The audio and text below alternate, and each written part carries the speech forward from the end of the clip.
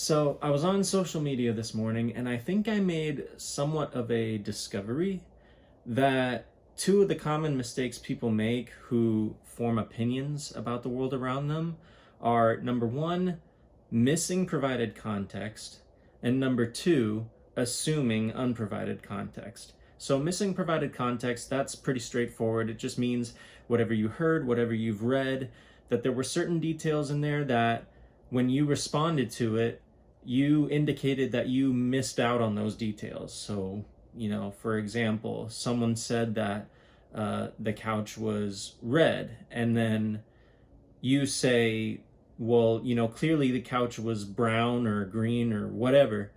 And so you missed the provided context of the story because you filled in the gaps with your imagination in a way that seemed sensible or reasonable to you, but the details provided already indicated that that was not the case. And so you made up something that was in fact in direct contradiction to the information already given to you. The second one is probably a little more elusive and just hard for some people to understand, which is assuming unprovided context.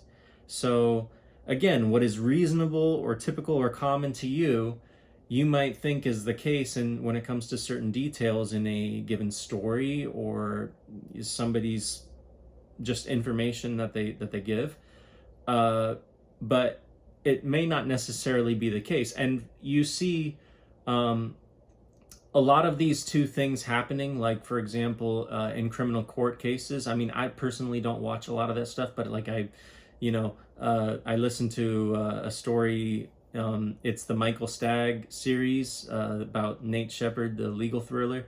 Anyway, it's on Audible. It's really good. But you see a lot of that happening in these stories, which is they're either trying not to miss provided context. So sometimes that means repeating back information that was already given to people, and still they're like, oh, we've heard this already, but that just means it's finally sinking in. And then the other is trying carefully not to assume unprovided context or make sure that the other side, the opposition in the case, isn't making assumptions and representing them as facts to the jury.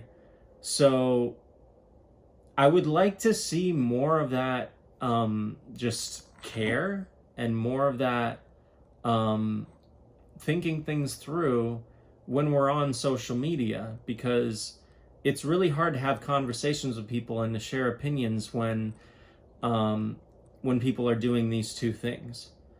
Because I think that if we made more of our conversations a discovery rather than an argument, where we're just trying to get more of the facts and trying to understand what's going on, there would be a whole lot less back and forth, just talking bad about each other and all that, because we would actually be working towards a common goal, which is let's just get more of the information on the table first and then form an opinion.